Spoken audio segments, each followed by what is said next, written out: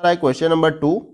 यहाँ पर इसमें पूछा जा रहा है कि निम्नलिखित में से शिक्षण की गुणवत्ता का आकलन करने के लिए सबसे उपयुक्त विधि कौन सी है। इन चारों विकल्पों में से आपको बताना है कि शिक्षण की गुणवत्ता का आकलन करने के लिए सबसे उपयुक्त या सबसे बेहतर विधि इन चारों में से कौन सी है। देखिए पहला जो ऑप्शन दिया गया यहाँ पे वार्षिक परीक्षा परिणाम जो आप सभी देते हैं, जो 6 महीने पे एक एग्जाम होता है, फिर उसके बाद से साल में या वार्षिक जिसको एग्जाम बोलते हैं। फिर बी जो है छात्रों की उपस्थिति से। सी ऑप्शन है कक्षा में छात्रों की पारस्परिक विचार विमर्श की गुणवत्ता से। और डी ऑप्शन है कक्षा में छात्रों की चुप्पी की जांच करके। तो किस प्रकार से जो है आप गुणवत्ता का आकलन करने के लिए इन चारों में से किस विधि का उपयोग कर सकते हैं। देखिए इस प्रश्न का जो हमारा राइट आंसर हो जाएगा वो है आपका ऑप्शन नंबर सी, कक्षा में छात्रों की पारस्परिक विचार विमर्श की गुणवत्ता जांच कर। देखिए इसका मतलब ये है कि बच्चों को अगर आप अच्छे तरीके से पढ़ा रहे हैं, किसी टॉपिक पे अच्छे तरीके से समझा रहे हैं, तो उस टॉपिक को लेकर बच्चे आपस में क्या करेंगे, विचार विमर्श करेंगे, डिस्कशन करेंगे। तो उसकी क्वालिटी के आधार पे आप जो है आकलन करने के लिए जो है इसकी विधि का आप इस्तेमाल कर सकते हैं। किसका, कक्षा में छात्रों की पारस्परिक विचार विमर्श की गुणवत्ता के आधार पे। तो ये विधि सबसे हमारी क्या हो जाएगी, उपयुक्त। अगर हेल्दी अगर लेक्चर हुआ है, अच्छे से पढ़ाई किया गया है या अच्छे से क्लास आपने लिया है, तो उसी टॉपिक पे बच्चे क्या करेंगे, विचार विमर्श करेंगे। तो इसको आप आधार बना सकते हैं। तो ऑप्शन सी क्या हो जाएगा हमारा राइट आंसर। क्योंकि देखिए प्रश्न में यही पूछा जा रहा है कि इन चारों विकल्पों में से शिक्षण की गुणवत्ता का आकलन करने के लिए सबसे उपयुक्त विधि कौन सी है। तो ऑप्शन सी। कहीं किसी प्रश्न को लेकर अगर आपको डाउट होगा तो कमेंट बॉक्स में जरूर पूछिएगा। चलिए अगले प्रश्न को देखते हैं।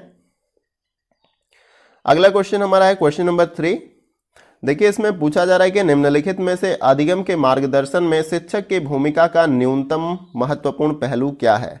अधिगम के मार्गदर्शन में यहां पर पूछा जा रहा है, अधिगम का मतलब सीखने के मार्गदर्शन में शिक्षक की भूमिका का न्यूनतम महत्वपूर्ण पहलू क्या होता है, उसको हमें इन चारों विकल्पों में से बताना है।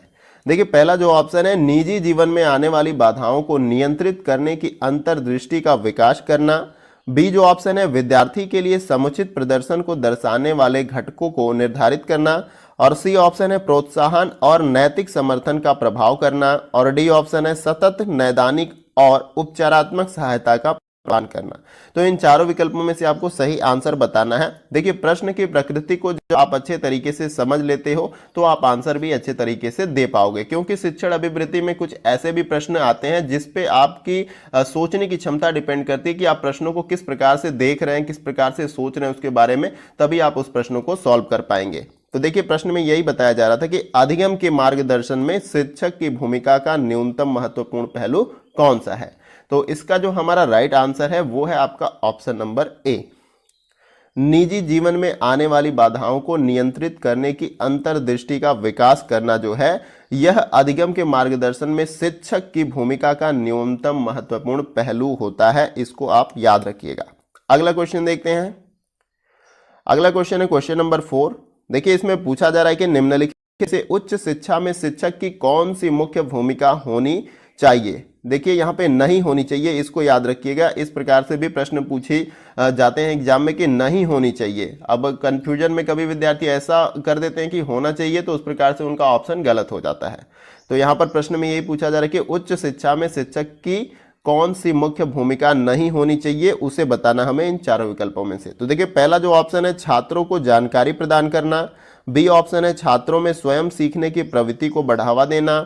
और सी ऑप्शन है छात्रों के बीच स्वास्थ्य प्रतिस्पर्धा को प्रोत्साहित करना। और डी ऑप्शन है छात्रों को अपनी निजी समस्याएं हल करने में सहायता करना। तो इन चारों विकल्पों में से सही आंसर क्या हो सकता है, प्रश्न में यही पूछा जा रहा है कि उच्च शिक्षा में शिक्षक की कौन सी मुख्य भूमिका नहीं होनी चाहिए। यानी कि अगर शिक्षण चल रहा है तो उस क्षेत्र में शिक्षक की भूमिका कौन सी नहीं होनी चाहिए, उसे हमें बताना है। तो इसका जो राइट आंसर हमारा हो जाएगा वो है आपका ऑप्शन नंबर डी, छात्रों को अपनी निजी समस्या हल करने में सहायता करना जो है, इस भूमिका को जो है शिक्षक अदा नहीं कर सकता। यहाँ पर ये ऑप्शन हमारा परफेक्ट हो जाएगा इन चारों विकल्पों में से। यहाँ पे आपको ऑप्शन डी क्या करना है, राइट लगा लेना है। अगला क्वेश्चन देखते हैं। देखिए अगला क्वेश्चन है क्वेश्चन नंबर 5। इसमें पूछा जा रहा है निम्नलिखित गतिविधियों को कक्षा संचार को तार्किक क्रम में क्रमबद्ध कीजिए। यहाँ पे देखिए कक्षा संचार के संदर्भ में कुछ स्टेटमेंट्स दिए गए हैं और इनको क्या करना है, क्रमवार लगाना है। तो यहाँ पर देखिए चलिए हम इसको क्रमवार लगा लेते हैं। तो पहले जो आपका आएगा कक्षा संचार के तार्किक संदर्भ में, यहाँ पे वो आएगा पहला। दूसरा नंबर योजना की तैयारी है। क्लास में जाने से पहले क्या करते हैं हम, योजना की तैयारी, क्या पढ़ाना है, क्या टॉपिक पढ़ाना है, इसके संदर्भ में। दूसरा हमारा दूसरे नंबर पे कौन सा आएगा कथन, यहाँ पे वो आ जाएगा आपका ये तीसरा नंबर। यहाँ पे ये दूसरे नंबर पे आ जाएगा सामग्री की प्रस्तुति, यानी कि जो भी आपने कंटेंट या टॉपिक बनाया है, लिखा है, उसके बारे में उसकी प्रस्तुति आप करेंगे। फिर उसके बाद से तीसरे नंबर पे आपका आएगा यहाँ पर ये पहला वाला किए कार्य का विश्लेषण, ठीक है, करना। यहाँ पे जो भी आप कार्य कर रहे हैं शिक्षण के दौरान उनका विश्लेषण करना, जैसे कि आप सामग्री प्रस्तुत कर दिए तो उस टॉपिक को एक्सप्लेन करना, समझाना। और यहाँ पे चौथे नंबर पे आपका आ जाएगा चौथा वाला ऑप्शन। इस प्रकार से आप इसको क्रम में लगा सकते हैं, संशोधन और सुधार करना। अगर कोई समस्या उसमें होती हो तो संशोधन करना या सुधार करना, ये चौथे नंबर पर। तो ये सभी क्या है, कक्षा संचार को तार्किक क्रम में क्रमबद्ध तरीके से हमने लगाया। पहले नंबर पे योजना की तैयारी, दूसरे नंबर पे सामग्री की प्रस्तुति, और उसके बाद तीसरे नंबर पे जो है आपका किए कार्य का विश्लेषण करना, और चौथे नंबर पे संशोधन या सुधार करना। तो इस प्रकार से हमारा कौन सा ऑप्शन सही हो जाएगा, नीचे आप इसको बता सकते हैं। तो ऑप्शन बी हमारा राइट आंसर हो जाएगा, जिस प्रकार से हमने इसको क्रम में लगाया। तो देखिए इस प्रकार के भी प्रश्न बहुत सारे पूछे जाते हैं, तो केयरफुली जो है आप प्रश्नों को सॉल्व करें। आइए अगले क्वेश्चन को देखते हैं। अगला क्वेश्चन है क्वेश्चन नंबर 6। इसमें पूछा जा रहा है कि निम्नलिखित में से कौन सा कथन प्रभावी शिक्षण को इंगित नहीं करता है, इन चारों में से बताना है। कोई एक ऐसा कथन है जो प्रभावी शिक्षण का मतलब है कि बहुत ही ज्यादा बच्चों पे इम्पैक्ट नहीं डाल रहा है वो शिक्षण, तो उसके बारे में आपको बताना है। तो पहला जो ऑप्शन है यहाँ पे, एक शिक्षक उत्साह के साथ सिखाता है। बी ऑप्शन है एक शिक्षक अपने छात्रों में त्रुटि ढूंढता है। और सी ऑप्शन है एक शिक्षक कक्षा नियंत्रण की बनी स्पष्ट शिक्षण पर अधिक बल देता है। और उसके बाद से लास्ट वाला जो ऑप्शन है, एक शिक्षक कोर्स पूरा करने के बजाय विषय को समझाने में रुचि रखता है। तो आपको इन चारों विकल्पों में से सही आंसर बताना है। देखिए प्रश्न में ये पूछा जा रहा है कि इन चारों में से कौन सा ऐसा कथन है जो प्रभावी शिक्षण को इंगित नहीं करता है, उसे ही हमें बताना है। तो इसका जो राइट आंसर हो जाएगा वो है आपका ऑप्शन नंबर बी, एक शिक्षक अपने छात्रों में त्रुटि ढूंढता है।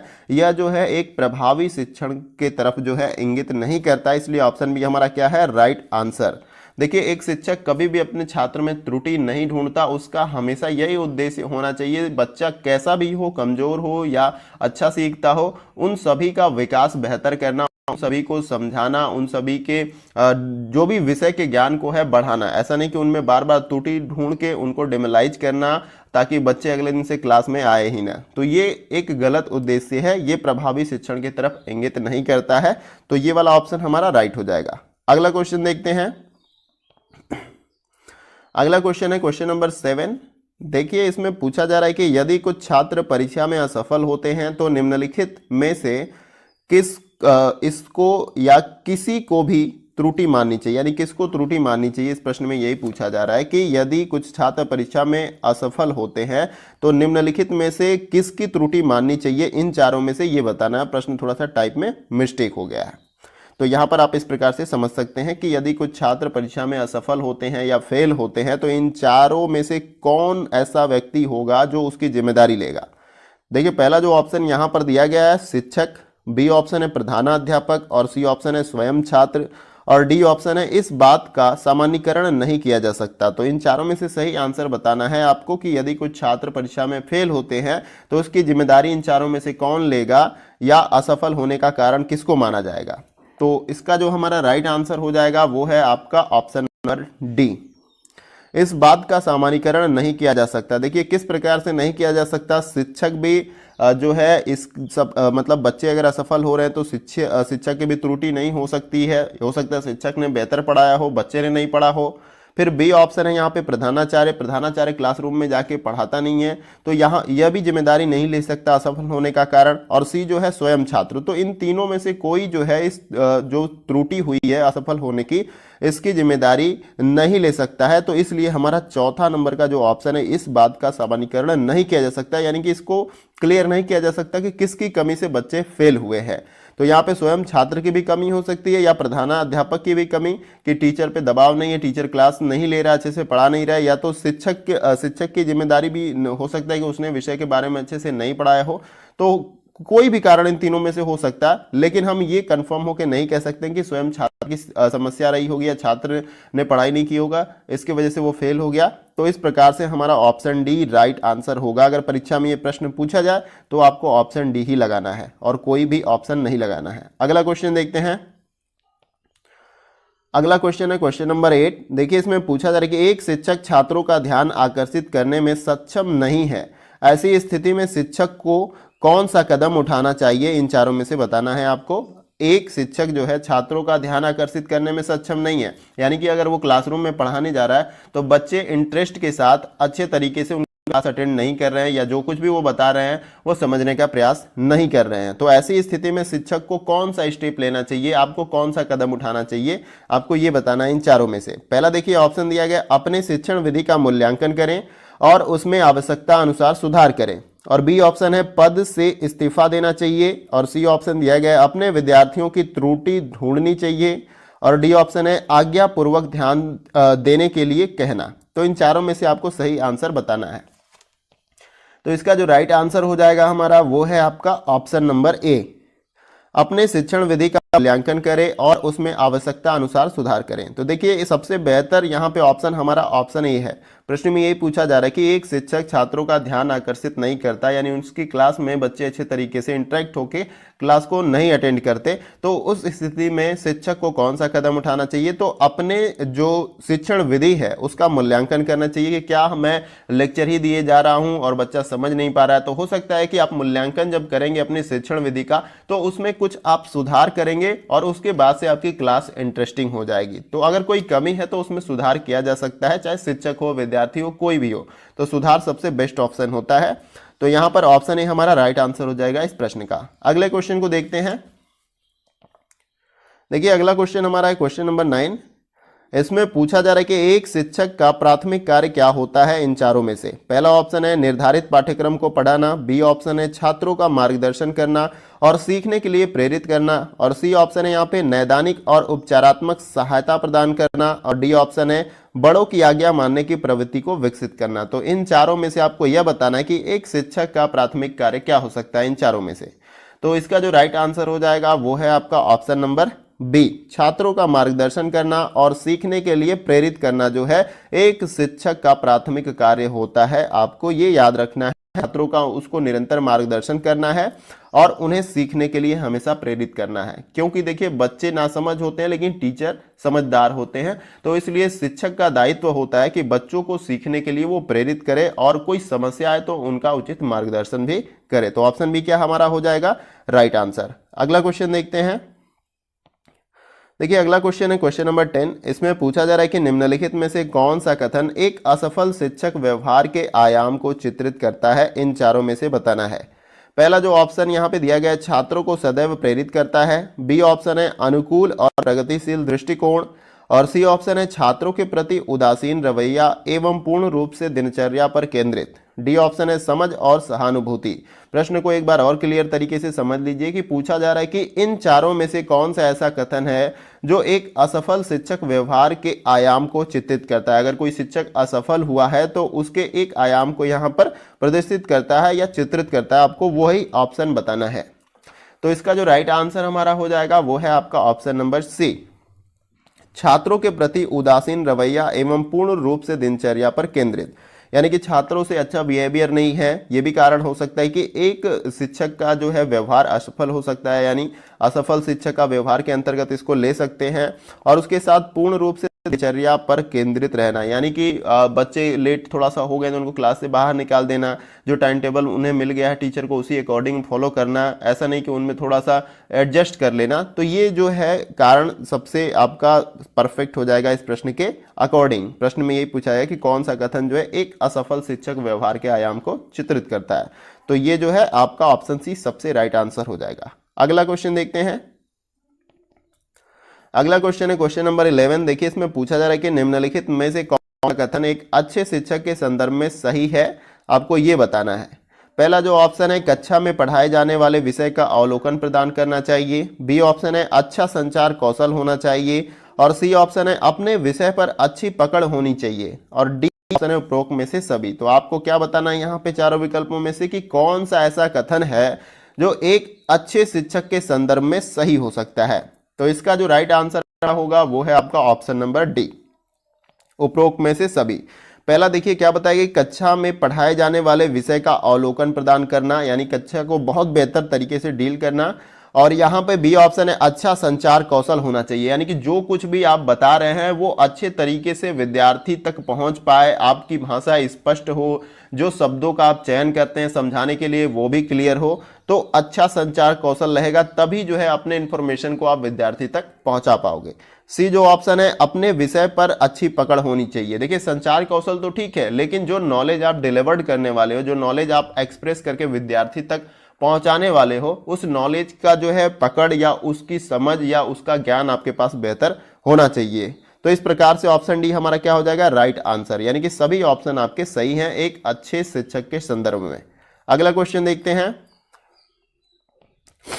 अगला क्वेश्चन है क्वेश्चन नंबर 12। देखिए इसमें पूछा जा रहा है कि निम्नलिखित में से एक नए शिक्षक के लिए कौन सा वांछनीय उत्तरदायित्व होता है, इन चारों विकल्पों में से आपको बताना है। पहला जो ऑप्शन है पाठ्यक्रम में बदलाव करना, यानी कि अगर आप एक नए शिक्षक है तो आप स्कूल में जब ज्वाइन करते हैं या कॉलेज में ज्वाइन करते हैं तो पाठ्यक्रम में परिवर्तन करना, ये ऑप्शन बताया जा रहा है। बी ऑप्शन है मतभेदों के होते हुए भी साथी शिक्षक के साथ सहयोग करना।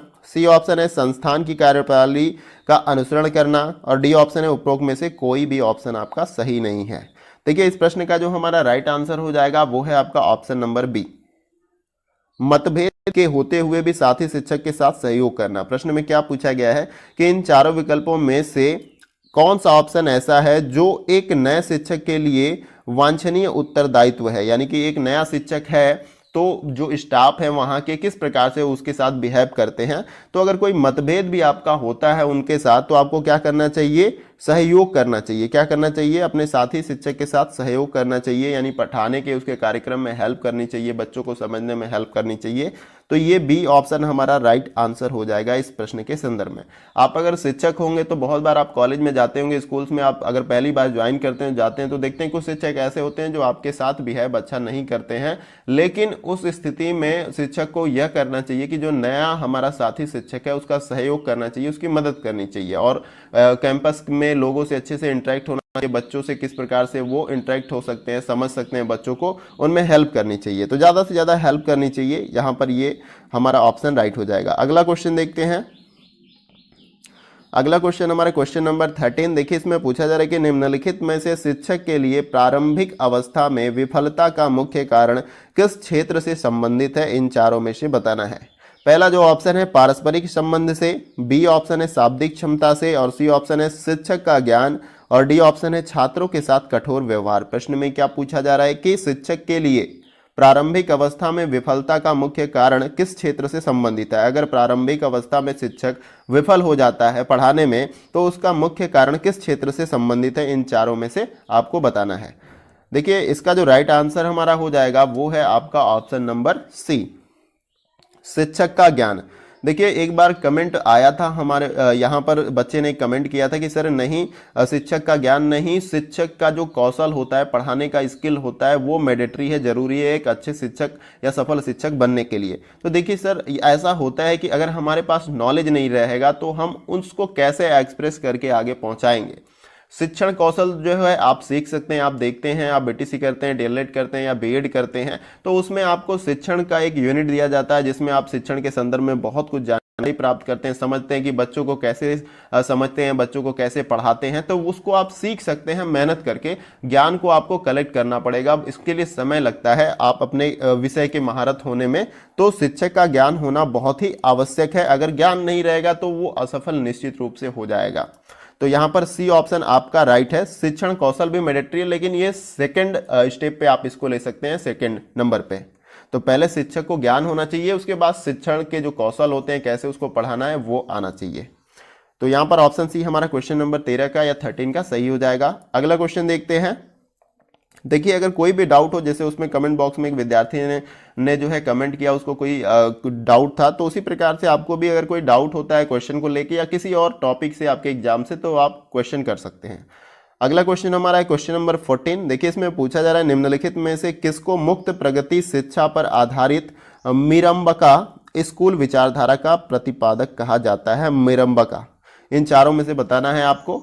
देखिए इसमें पहला जो ऑप्शन है मोहनदास करमचंद गांधी, बी ऑप्शन स्वामी विवेकानंद, और यहाँ पे सी ऑप्शन दिया गया जॉन डीवी, और डी ऑप्शन है श्री अरविंदो। तो इन चारों विकल्पों में से आपको बताना है कि किसको मुक्त प्रगति शिक्षा पर आधारित मिरम्बका स्कूल विचारधारा का प्रतिपादक माना जाता है। इंपॉर्टेंट क्वेश्चन है। इसका जो राइट आंसर हो जाएगा वो है आपका option number D, Shri Aurobindo को जो है मिरम्बका स्कूल विचारधारा का प्रतिपादक माना जाता है। तो यहां पर ऑप्शन डी आपको याद रख लेना है। अगला क्वेश्चन देखते हैं। अगला क्वेश्चन नंबर 15। इसमें पूछा जा रहा है कि निम्नलिखित में से नए शिक्षक के लिए सफलता का सबसे महत्वपूर्ण कारक कौन सा होता है। अगर नए शिक्षक को स्कूल में पढ़ाने में सफल होना है तो कौन सा ऐसा फैक्टर या कारक है इन चारों में से जो महत्वपूर्ण है। पहला जो ऑप्शन है मौखिक प्रवाह और संगठनात्मक क्षमता होनी चाहिए उसके अंदर। बी ऑप्शन है जीवन के प्रति सकारात्मक दृष्टिकोण होना चाहिए, और सी ऑप्शन है शिक्षक का अपना व्यक्तित्व कक्षा को समायोजित करने की क्षमता होनी चाहिए, और डी ऑप्शन है व्यावसायिक नैतिकता और क्षमता उसके अंदर होनी चाहिए। तो इन चारों में से सही आंसर क्या हो सकता है आपको बताना है। तो इसका जो राइट आंसर हमारा हो जाएगा वो है आपका ऑप्शन नंबर सी, शिक्षक का अपना व्यक्तित्व और कक्षा को समायोजित करने की उसके अंदर क्षमता होनी चाहिए। यानी कि क्लासरूम में जब वो जाए तो जब पढ़ाए तो बच्चे उसको एकदम अच्छे तरीके से इंटरेक्ट होकर उनके बातों को सुने, जो वो कुछ पढ़ा रहे हैं किसी विषय से संबंधित उन बातों को अच्छे तरीके से सुने, और क्लास को कैसे वेल मैनेज करते हैं वो भी स्किल होना जरूरी है। तो शिक्षक का अपना व्यक्तित्व बेहतर होना चाहिए, उसके साथ ही साथ वो कक्षा में किस प्रकार से समायोजित करता है उसकी क्षमता भी डिपेंड करती है। तो ये सी वाला जो ऑप्शन है बहुत ही महत्वपूर्ण है एक नए शिक्षक के लिए सफलता के संदर्भ में। अगला प्रश्न देखते हैं। देखिए अगला क्वेश्चन है क्वेश्चन नंबर 16। इसमें पूछा जा रहा है कि निम्नलिखित में से उच्च शिक्षण संस्थान में कार्यरत शिक्षक के लिए खाली समय में करने के लिए सबसे अच्छा विकल्प कौन सा होता है। यहाँ पे बताना है आपको कि इन चारों विकल्पों में से उच्च शिक्षण संस्थान में अगर आप कार्यरत हैं तो अगर आप एक शिक्षक हैं, शिक्षक कार्यरत हैं, तो खाली समय अगर आपको मिलता है तो उस खाली समय में आपको करने के लिए सबसे अच्छा विकल्प इन चारों में से क्या हो सकता है। पहला जो ऑप्शन है यहाँ पे शिक्षक कक्ष में आराम करना, बी ऑप्शन है पुस्तकालय में पत्रिकाएं पढ़ना, और सी ऑप्शन है प्रशासनिक कर्मचारियों से बात करना, और डी ऑप्शन है अनुसंधान करना। तो इन चारों में से सही आंसर क्या हो सकता है। देखिए इसका जो राइट आंसर हो जाएगा वो है आपका ऑप्शन नंबर डी, अनुसंधान करना। यानी कि अगर आप उच्च शिक्षण संस्थान में कार्यरत हैं और आपको उस समय खाली समय मिलता है तो आपको उस खाली समय का किस प्रकार से उपयोग करना है, अनुसंधान करने में। यानी अपने विषय संबंधित जो है जानकारियों की आप रिसर्च या खोजबीन कर सकते हैं, या किसी और तथ्य पे आप खोजबीन कर सकते हैं। तो ऑप्शन डी आपका राइट आंसर हो जाएगा। अगला क्वेश्चन देखते हैं। अगला क्वेश्चन है क्वेश्चन नंबर 17। देखिए इसमें क्या पूछा जा रहा है कि टाइलर मॉडल के अनुसार निम्न में से पाठ्यक्रम के मुख्य घटक कौन से हैं। इन चारों में से बताना है कि टाइलर का जो मॉडल है उसके अनुसार पाठ्यक्रम के मुख्य घटक कौन से होते हैं। पहला जो है आपका उद्देश्य विषय सामग्री शिक्षण मूल्यांकन, बी ऑप्शन है उद्देश्य शैक्षिक अनुभव का प्रभावी संगठन लक्ष्य का सत्यापन, और सी ऑप्शन है शिक्षा का उद्देश्य पाठ्य सामग्री को व्यवस्थित करना परीक्षण प्रस्तुति, और यहाँ पे डी ऑप्शन है विषय सामग्री शिक्षण अधिगम और परीक्षण। तो टाइलर के मॉडल के अनुसार पाठ्यक्रम के मुख्य घटक कौन से हैं इन चारों में से आपको यह बताना है। इसका जो राइट आंसर हमारा हो जाएगा वो है आपका ऑप्शन नंबर बी, उद्देश्य शैक्षिक अनुभव का प्रभावी संगठन और लक्ष्य का सत्यापन। तो ये जो है सबसे महत्वपूर्ण है टाइलर मॉडल के अनुसार पाठ्यक्रम के मुख्य घटक के संदर्भ में। तो पहले उद्देश्य होना चाहिए, फिर उसके बाद से शैक्षिक अनुभव, उसके बाद से अनुभव का प्रभावी संगठन और लक्ष्य का सत्यापन। तो ये बहुत जरूरी है पाठ्यक्रम के मुख्य घटक के संदर्भ में। यानी पाठ्यक्रम आप किसी उद्देश्य से जो है बना रहे हैं, उसमें किस प्रकार से शिक्षक पढ़ा सकते हैं, अनुभव का जो है प्रभावी संगठन किस प्रकार से इस्तेमाल कर सकते हैं, जो लक्ष्य आप प्राप्त करना चाह रहे हैं उसका सत्यापन किस प्रकार से कर सकते हैं। तो ऑप्शन बी हमारा क्या हो जाएगा, राइट आंसर। अगला क्वेश्चन देखते हैं। देखिए अगला क्वेश्चन है क्वेश्चन नंबर 18। इसमें पूछा जा रहा है कि अनुभवी शिक्षकों को एक विषय पर विस्तृत योजना तैयार करने की आवश्यकता नहीं होती है, क्यों, यहाँ पे बताना है आपको। पहला जो ऑप्शन है यहाँ पर वे इसकी सहायता के बिना ही अधिक प्रभावी ढंग से सिखा सकते हैं, बी ऑप्शन है कक्षा में सिर्फ कुछ ही जिज्ञासु छात्र होते हैं, और सी ऑप्शन है शिक्षकों को छात्रों से इस प्रकार की चुनौतियों की संभावना कम ही होती है, और डी ऑप्शन है जैसे वे अनुभव से विशेषज्ञता प्राप्त कर लेते हैं इसका संक्षिप्त प्रारूप तैयार कर सकते हैं। प्रश्न को एक बार और अच्छे तरीके से आप समझ सकते हैं यहाँ पर कि अनुभवी शिक्षकों को एक विषय पर विस्तृत योजना तैयार करने की आवश्यकता नहीं होती है। इसका कारण क्या है? तो इन चारों में से यही आपको बताना है कि अगर आप अनुभवी शिक्षक हैं तो आपको पढ़ाने जाते हैं जब आप क्लासरूम में, तो कोई टॉपिक या कुछ इंपॉर्टेंट चीज़ें लिख के ले जाने की आवश्यकता नहीं है। इसका कारण क्या है कि उनको वो चीज़ करना नहीं पड़ता है, यानी कि जो है योजना नहीं बनानी पड़ती है कि क्या कुछ हमें पढ़ाना है। तो देखिए इसका मुख्य कारण जो है या इसका राइट आंसर यूं कह लें वो है आपका ऑप्शन नंबर डी, जैसे वे अनुभव से विशेषज्ञता प्राप्त कर लेते हैं। यानी कि किसी भी विषय को अगर आप 10 साल 15 साल या 20 साल पढ़ाते हैं लगातार, तो कहीं ना कहीं उन विषय से संबंधित जितने भी कॉन्सेप्ट होते हैं, थ्योरीज होते हैं, कॉन्सेप्ट होती हैं, वो आपके माइंड में बहुत अच्छे तरीके से क्लियर हो जाती हैं। तो इस प्रकार से भी आपको पाठ्य योजना बनाने की आवश्यकता नहीं होती है पढ़ाने से पहले। और उसके बाद यहाँ पर यह बताया जा रहा है कि वे इसका संक्षिप्त प्रारूप तैयार कर सकते हैं, यानी कि क्लासरूम में ही वो अच्छे तरीके से उसको स्टेप बाय स्टेप सारे टॉपिक को क्लियर कर सकते हैं विद्यार्थियों के द्वारा। ठीक है, विद्यार्थियों के मन में जितने भी डाउट होंगे उस विषय से संबंधित या उस टॉपिक से उसको भी क्लियर करते हैं। तो इसका मुख्य कारण ये होता है कि उनका अनुभव 10 साल 15 साल उन्होंने इस विषय में दिया है और उस टॉपिक को पढ़ाते पढ़ाते उनके माइंड में वो सारे टॉपिक क्लियर हो गए हैं। तो ऑप्शन डी आपका राइट आंसर है इस प्रश्न का। अगला क्वेश्चन देखते हैं। अगला क्वेश्चन हमारा है क्वेश्चन नंबर 19। देखिए इसमें पूछा जा रहा है कि निम्नलिखित में से कौन सा कथन एक आदर्श शिक्षक के विशेष अभिलक्षणों को दर्शाता है। यहां पे इन चारों विकल्पों में से बताना है आपको। देखिए पहला जो ऑप्शन यहां पर दिया गया है वो है आपका कक्षा में पाठ्यक्रम को पूर्ण करवाता हो। बी ऑप्शन दिया गया अधिगम में छात्रों की सहायता करता हो। सी ऑप्शन है एक मित्र दार्शनिक और मार्गदर्शक की भांति व्यवहार करता है। और डी ऑप्शन है एक कठोर अनुशासक की भांति व्यवहार करता है।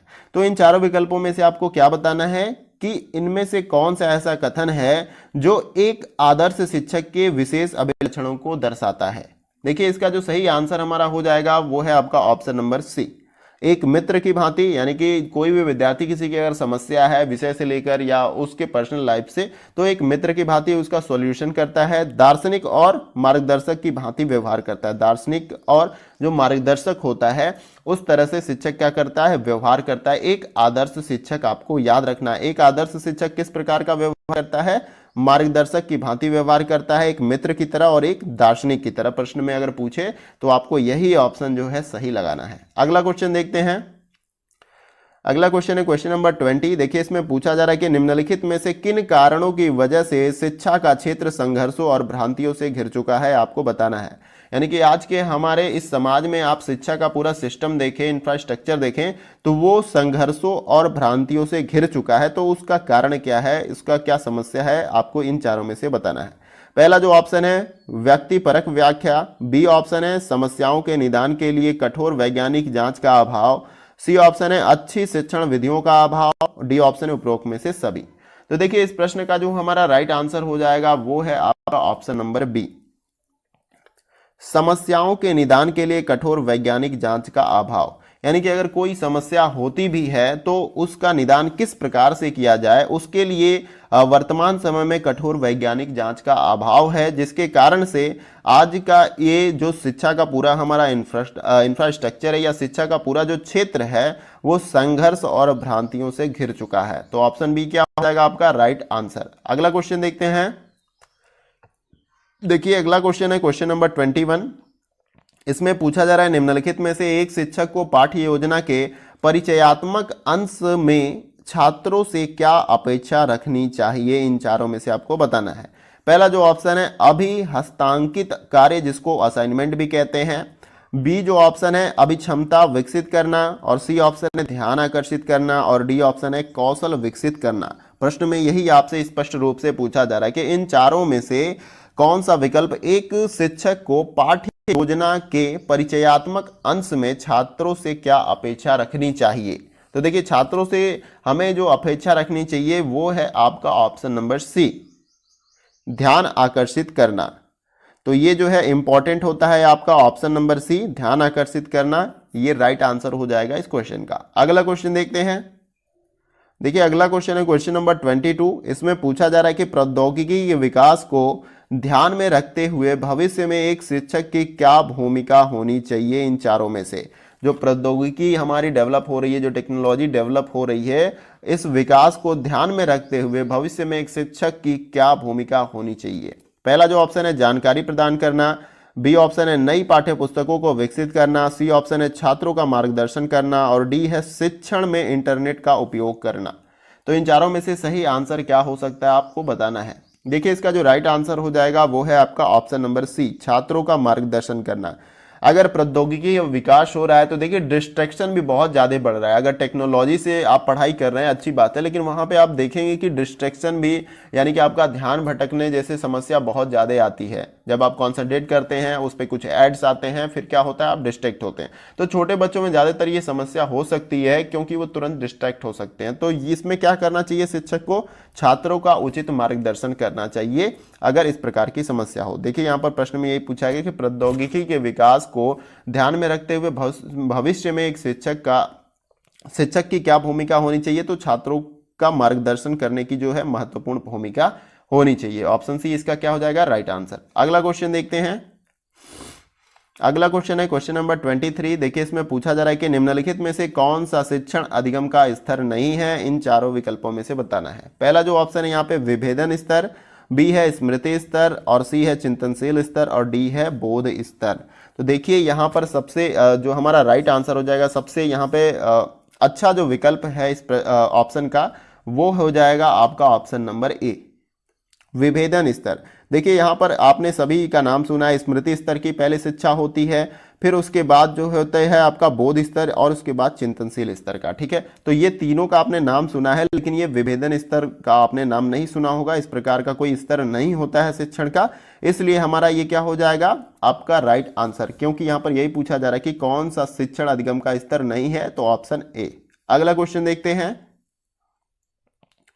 अगला जो क्वेश्चन है क्वेश्चन नंबर 24। देखिए इसमें पूछा जा रहा है कि शिक्षण उद्देश्यों के आधार पर किए गए ब्लूम वर्गीकरण में विभिन्न ज्ञान क्षेत्र हैं और निम्नलिखित में से कौन सा संज्ञानात्मक ज्ञान क्षेत्र के विषय क्षेत्र में आता है, इन चारों विकल्पों में से आपको बताना है। पहला जो ऑप्शन है विचार आता है, बी ऑप्शन है भावनाएं और सी ऑप्शन है कौशल और डी ऑप्शन है उपरोक्त में से सभी। तो देखिए इसका जो राइट आंसर हमारा हो जाएगा वो है आपका ऑप्शन नंबर ए, विचार।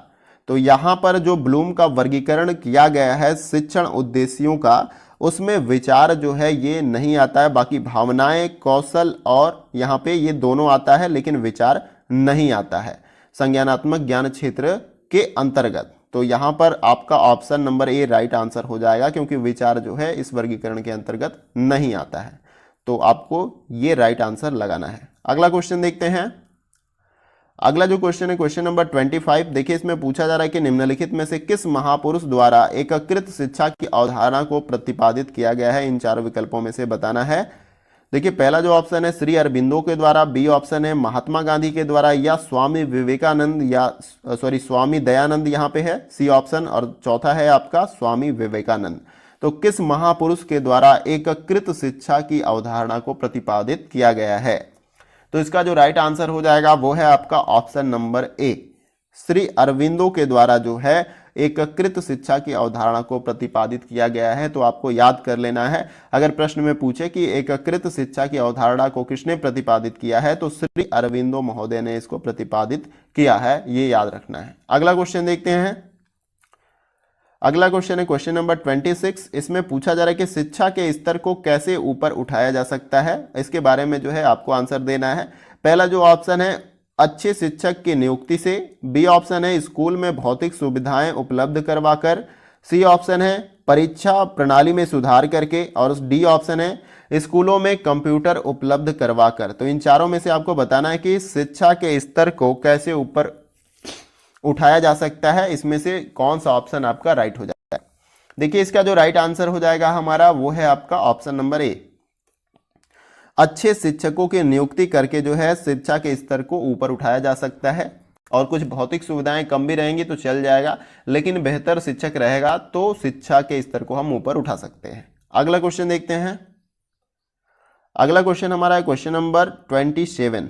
देखिए इसमें पूछा जा रहा है कि निम्नलिखित में से आज के शिक्षकों को कक्षा शिक्षण को प्रभावी ढंग से समायोजित करने के लिए किस कौशल की आवश्यकता होती है, उसके संदर्भ में कुछ स्टेटमेंट्स दिए गए हैं और हमें बताना है कि कौन से कौशल की आवश्यकता होती है।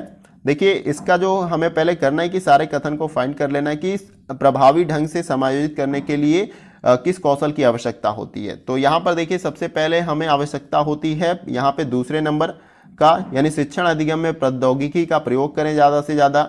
फिर उसके बाद से तीसरे नंबर का यहाँ पे आ जाएगा शिक्षार्थियों की आवश्यकताओं का ज्ञान, यानी शिक्षार्थियों को किस प्रकार की आवश्यकता होती है। उसके बाद से यहाँ पे लास्ट वाला जो कथन है शिक्षण सामग्री में दक्षता। तो इन तीनों का आवश्यक होना जरूरी है कौशल आवश्यकता के अनुसार। प्रश्न में यही पूछा गया कि आज के यानी वर्तमान परिवेश में शिक्षक को कक्षा शिक्षण को प्रभावी ढंग से समायोजित करने के लिए किस कौशल की आवश्यकता होनी चाहिए। तो शिक्षण अधिगम में प्रौद्योगिकी का प्रयोग उसको करना आना चाहिए, यानी टेक्नोलॉजी से अगर उसको डिजिटल बोर्ड पे पढ़ाना हो तो उसके बारे में नॉलेज हो। और उसके साथ साथ यहाँ पे तीसरा जो है शिक्षार्थियों की आवश्यकताओं का ज्ञान, यानी शिक्षार्थियों को क्या रिक्वायरमेंट है, क्या चाहिए। और यहाँ पे लास्ट वाला जो है शिक्षण सामग्री में दक्षता, यानी जो शिक्षण सामग्रियां हैं उनका किस प्रकार से उपयोग किया जाए उसका ज्ञान भी होना बहुत आवश्यक है। तो इस प्रकार से हमारा जो है ऑप्शन सी क्या हो जाएगा, राइट आंसर, जिस प्रकार से हमने ऊपर फाइंड किया है। तो इस प्रकार से इन प्रश्नों को सॉल्व कर सकते हैं। अगला क्वेश्चन देखते हैं। देखिए, अगला क्वेश्चन हमारा है क्वेश्चन नंबर 28। इसमें पूछा जा रहा है कि एक शिक्षक का मूल कर्तव्य क्या है, इन चारों में से बताना है। पहला जो ऑप्शन है छात्रों के बौद्धिक स्तर को बढ़ाना, बी ऑप्शन है छात्रों के भौतिक स्तर में सुधार, और सी ऑप्शन है छात्रों की बहुमुखी विकास में सहायता करना, और डी ऑप्शन है छात्रों में मूल्य प्रणाली को आत्मसत्ता करवाना। तो इन चारों विकल्पों में से एक शिक्षक का मूल कर्तव्य क्या होना चाहिए। तो इसका जो राइट आंसर हो जाएगा वो है आपका ऑप्शन नंबर सी, छात्रों के बहुमुखी विकास में सहायता करना। बहुमुखी का मतलब चौतरफा कह लीजिए, अगर वो पढ़ने में अच्छा है तो पढ़ाई में उसको ध्यान देना चाहिए शिक्षक को, खेलकूद में अच्छा है तो खेलकूद में उसको गाइड करना चाहिए, मार्गदर्शन करना चाहिए, उसको कंप्यूटर नॉलेज के बारे में थोड़ी बहुत रुचि है तो उसमें गाइड करना, यानी कि चौतरफा यानी कि बहुमुखी, जिस दिशा में उसका विकास हो सकता है सभी दिशाओं में उसका विकास करना चाहिए और सही मार्गदर्शन के अकॉर्डिंग। तो यहाँ पर एक शिक्षक का मूल कर्तव्य होता है छात्रों के बहुमुखी विकास में सहायता करना। तो ऑप्शन सी हमारा राइट आंसर हो जाएगा। अगला क्वेश्चन देखते हैं। देखिए, अगला जो क्वेश्चन है क्वेश्चन नंबर 29। इसमें पूछा जा रहा है कि निम्नलिखित में से कौन सी एक अच्छे शिक्षक की सबसे अधिक महत्वपूर्ण गुणवत्ता है, इन चारों में से बताना है। पहला जो ऑप्शन है समय पालन और सत्यवादिता, और बी ऑप्शन है सामग्री में श्रेष्ठता प्राप्त करना, और सी ऑप्शन है सामग्री में श्रेष्ठता और प्रतिक्रियाशील, डी ऑप्शन है सामग्री में श्रेष्ठता और सामाजिक वृत्ति का होना। इन चारों में से बताना है कि कौन सी एक अच्छे शिक्षक की सबसे अधिक महत्वपूर्ण गुणवत्ता होती है। तो इसका जो राइट आंसर हो जाएगा वो है आपका ऑप्शन नंबर डी, सामग्री में श्रेष्ठता और सामाजिक वृत्ति का होना।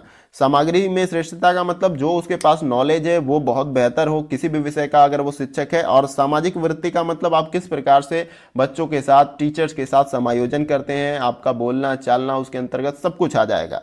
तो यहाँ पर ऑप्शन डी जो है बहुत ही इंपॉर्टेंट है एक अच्छे शिक्षक की सबसे अधिक महत्वपूर्ण गुणवत्ता के अंतर्गत। ऑप्शन डी हमारा क्या है, राइट आंसर। अगला क्वेश्चन देखते हैं। देखिए, अगला क्वेश्चन ये हमारा वीडियो का लास्ट क्वेश्चन होगा। जैसा कि हमने स्टार्टिंग में ही कहा था कि इस वीडियो के अंतर्गत हम 30 महत्वपूर्ण प्रश्नों को, प्रैक्टिस सेट प्रश्नों को कवर करेंगे शिक्षण अभिवृत्ति से। देखिए, क्वेश्चन नंबर 30 में पूछा जा रहा है कि एक शिक्षक का शिक्षण संस्था में समायोजन का प्राथमिक दायित्व निम्नलिखित में से किसका बनता है, इन चारों विकल्पों में से बताना है। प्रश्न को एक बार और अच्छे से क्लियर कर लीजिए कि एक शिक्षक का शिक्षण संस्था में समायोजन का प्राथमिक दायित्व निम्नलिखित में से किसका बनता है। पहला जो ऑप्शन है छात्र का, बी ऑप्शन है प्रधानाचार्य का, और सी स्वयं शिक्षक का, और डी समुदाय का। तो इन चारों में से सही आंसर क्या हो सकता है। तो देखिए, इसमें जो राइट आंसर हमारा हो जाएगा वो है आपका ऑप्शन नंबर सी, स्वयं शिक्षक का। यहाँ प्रश्न में यही पूछा गया कि अगर आप एक शिक्षक हैं और किसी शिक्षण संस्थान में आप जा रहे हैं, आप नए हैं, तो समायोजन का जो प्राथमिक दायित्व होता है इन चारों में से किसका बनता है। तो स्वयं शिक्षक का बनता है, क्योंकि आपको बच्चों को जाकर पढ़ाना है। तो आप किस प्रकार से क्लास को मैनेज करते हैं, कैसे बच्चों को इंटरेक्ट करते हैं, कैसे स्टाफ के साथ बात करते हैं, कैसे अपने प्रधानाचार्य प्रिंसिपल के साथ बात करते हैं, तो ये सभी आपको करना है, यानी स्वयं शिक्षक ही ये करेगा समायोजन का कार्य। तो ऑप्शन सी हमारा क्या हो जाएगा, राइट आंसर। तो फ्रेंड्स ये वीडियो का हमारा लास्ट क्वेश्चन था, जैसा कि मैंने अभी बताया, और उम्मीद भी करता हूं कि सभी प्रश्न आपके एग्जाम के पॉइंट ऑफ व्यू से महत्वपूर्ण है। और जल्द ही मैं प्रयास ये भी करूंगा कि और भी बाकी यूनिट से भी जो महत्वपूर्ण प्रश्नों की सीरीज है प्रैक्टिस सेट, उसको मैं प्रोवाइड करूं। मैं थोड़ा स्लो हूं, मुझे थोड़ा सा टाइम नहीं मिल पा रहा है, जिसकी वजह से मैं वीडियो बना नहीं पा रहा हूं, लेकिन मैं प्रयास करूंगा कि ज़्यादा से ज़्यादा आपकी हेल्प की जाए और सभी यूनिट से जो महत्वपूर्ण प्रश्नों की सीरीज है उसको मैं प्रोवाइड कर पाऊँ। क्योंकि देखिए फ्रेंड्स, होता ये है कि क्वेश्चन को टाइप करना और उसको वीडियो बनाना, फिर एडिट करना, फिर अपलोड करना एक लंबा प्रोसेस है, और भी कई अतिरिक्त मेरे कार्य हैं, तो जिसके वजह से थोड़ा टाइम नहीं मिल पाता है। लेकिन मैं प्रयास करूंगा कि आपके लिए पूरा से पूरा टाइम मैं निकालूं, और आज से मैं कोशिश